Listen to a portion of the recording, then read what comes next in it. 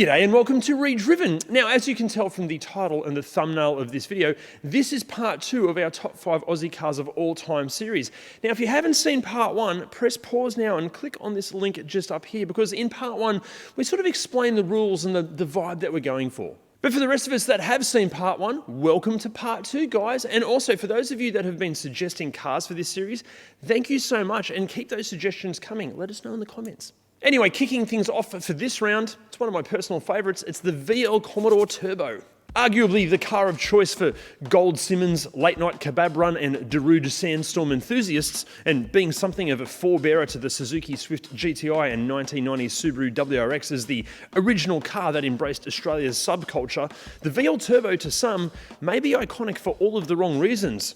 Plus, not only is this an iconic Commodore not packing a V8, the 3-litre turbocharged straight 6 in this thing was designed and manufactured in Japan by Nissan. To many, this was just sacrilege, but the criticisms were soon forgotten once the Holden faithful got behind the wheel. The turbocharged engine and the performance it delivered were a first for an Australian-made family car at the time.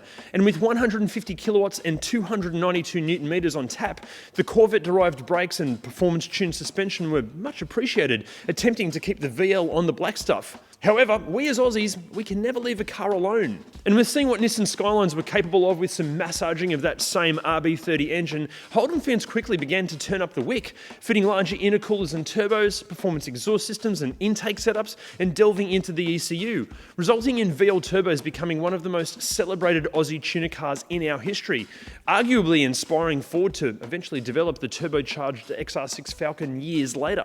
Then, team that incredible performance potential with some fairly unassuming styling, and you've got yourself one hell of a sleeper. In fact, they were so understated and so quick when modified that it made them good at, well, let's say, evading the authorities. But the boys in blue took notice of this and applied a bit of if you can't beat them, join them approach, meaning the police themselves were highway patrolling in factory-modified VL turbos. It may be an Aussie car with a Japanese heart, but all of this equates to some insane appreciation and value and makes finding decent examples of these a real challenge these days. A nice example today is going to cost you at least $60,000, with absolutely mint cars costing up to $100 grand. But before all of you V8 fans have a bit of a tantrum, we are returning to familiar territory. Next up, it's the Fpv GTF 351. Being the very last GT and fast Falcon, the F in GTF actually implies that it stands for final, and the 351 at the end pays homage to the 351 cubic inches that the engines of the original Falcon GTs from the 60s and 70s had. However, the meaning is also derived from something more specific to the GTF as well, being the amount of kilowatts it produces, 351, which is a pretty bloody decent figure, but then so is the torque at 570 newton meters. This power is immediately evident as soon as you put your right foot down too, because aside from its solid, almost aggressive presence, these things could get you from 0 to 100 kilometers an hour in about 4.5 seconds. And bear in mind, these things weren't shy of being almost 2 tons either, 1,880 kilograms to be exact. However, I was lucky enough to have one of these things as a press car back in the day, and actually achieving those acceleration times, like on a normal road and in the heat of the moment, is quite the challenge. All of that power is great, but actually getting that power to the ground is a whole other thing. But besides being the most powerful Falcon ever and the final performance variant, what makes the GTF even more special is that they were very limited editions. Only 550 of the sedans and 120 less powerful ute versions of the GTF were ever produced. To park one in your garage these days, expect to pay some pretty big bucks, and they're only going to increase in value. Brand new, the GTF was asking around about $78,000, but nowadays, you're going to have to be handing over anywhere from $150,000 to $250,000. Okay, next up, we're going to be rewinding about 50 years. It's the Holden Hk Monaro Gts. Not only was it the first Holden car to win Bathurst, it was the very first Holden race car that the king of the mountain Peter Brock got behind the wheel of. As far as heritage in terms of Australian cars go, it arguably doesn't get much more important than that.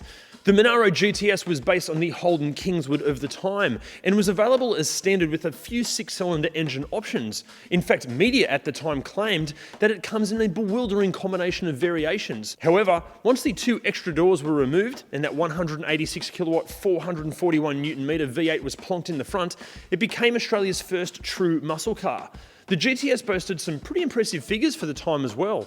It could get you from 0 to 100 kilometres an hour in just 7.5 seconds, which still isn't all that shabby by today's standards. Granted, it'll prove its worth more in a straight line than it will in the corners, as even modern 4x4 dual cab utes probably offer sharper handling than one of these things, but you've got to remember, this is an iconic piece of Australian motoring heritage, and as a result, purchasing one won't be an easy task financially. It seems like most Australian-built cars with a Holden badge on them are starting to appreciate in value, and when they're a mint example of a legendary car from this era, it's going to be bloody expensive. We're talking in the realm of about $350,000, but once again, these are sure to be a worthy investment, as genuine and great conditioned HK GTSs are both incredibly rare and at the very pointy end of the Holden food chain. But for less than half that amount of money and offering basically double the amount of performance, next up, it's the Fpv F6, and I bloody love these things. For 10 years and spanning across the BA, BF and FG series Falcons, the Fpv F6 was an incredibly convincing yet polarising representation of a fast later model family-sized Ford. See, for my generation, this was the Ford Falcon to get, as we obsessed over Skyline GTRs and twin-turbo Supras, and here was a practical family car packing, like our hero cars, a turbocharged straight-six engine. But for my dad's generation, a fast Falcon must have a V8, so the F6 to many was seen as an imposter and just not worthy of the acclaim. Dad, I love you mate, but you and your mates, you're wrong. To those in the know, the Barra Turbo powering these things is an incredible engine and one that all Aussie motoring fans should be very proud of. And as we mentioned in part 1 last week, there are multiple examples of modified Barra Turbos pumping out north of 1,000 horsepower. But even in completely standard trim, FPV equipped the F6 with performance suspension and brakes, a more subtle styling package than that of its V8 siblings, interior improvements, and a whole host of mechanical upgrades, all resulting in 266 kilowatts and 550 newton meters. What's even better is the initial F6s in BA form were called either the Typhoon for the sedan or the Tornado for the ute. Now, I don't know about you guys, but I'd much rather own a car that has a name like Typhoon rather than something that sounds like I'm reading out the model number of a microwave, like FPV GT F351. Even though these are still somewhat affordable, at least in terms of classic Aussie cars, mint examples of any F6 are starting to dabble on the pricey side. Now that the prices of various V8 powered GTs are getting honestly out of control, and in some cases are just downright stupid, the F6 have started to become a bit more desirable. The cheapest FG F6 that you can expect to find on sale at the moment is going to put about a $45,000 hole in your bank account. But mint examples of BA Typhoons, as well as near new conditioned FGs, have been seen going for as much as $120,000. Now, is that a smart investment or just a stupid price? Let us know in the comments. Actually, while you're at it, also let us know what cars you feel need to make up this series. Also, while you're doing that, can you please hit those like, subscribe and bell buttons and share our content as much as you can if you're enjoying this video and our content, because the more you do of that stuff, the more of this content we can make for you. Anyway, our final car for part 2, it's the Holden Tirana LX SS A9X. If ever an Aussie car supported the saying, win on Sunday, sell on Monday, it's arguably the A9X.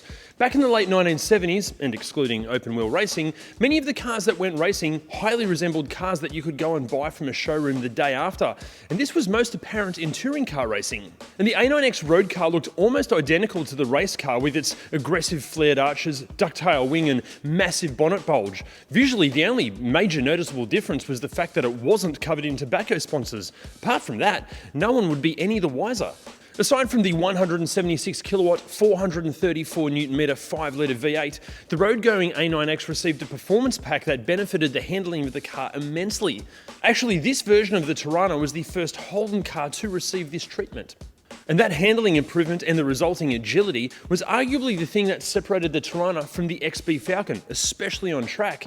The Falcons were hugely capable in a straight line, but still a bit boaty through anything that even resembled a corner, whereas the Tirana had just as much grunt, but a shorter wheelbase and less weight. And this made it extremely dominant, especially in the hands of the man himself, Peter Brock. For many, the image of a white and red No. 5 Marlboro-sponsored Tirana flying around Mount Panorama with Brocky's arm out the window is the representation of Australian motorsport at its finest, and it was embedded into the minds of those that were around to witness it firsthand. This is what has made the A9X Tirana nothing short of iconic. But if you want a mint condition and original one for your own collection these days, you're going to need north of $800,000. Now again, guys, we would love your suggestions for what cars should make the next installment, so let us know in the comments. Also, my apologies, I stuffed up last week. The Phase 3's displacement, it is 5.8 litres, not 5.7 like I said. Totally my fault. I promise I won't make that mistake again. Actually, I might, because I am human. Also, even though I stuffed up, can you still please hit those like, subscribe, and bell buttons? And if you're enjoying our content, share it as much as you can. Honestly, doing all that stuff helps us more than you know. See you next time. Pause now and click on this link, or click on this link. Clink. Please keep those suggestions to park one in your garage these days. Expect, it's like expect, just slightly smaller. You can actually see the cogs in my brain going, twin turbo Supras. And here's a, fuck you bastard. Okay. I'm going for as much as 20, oh, so f***ing close. We don't often see you in the background, this is lovely. Jim's just turning the washing machine off because it was going to make noise. I think this is going to make it to the bloopers.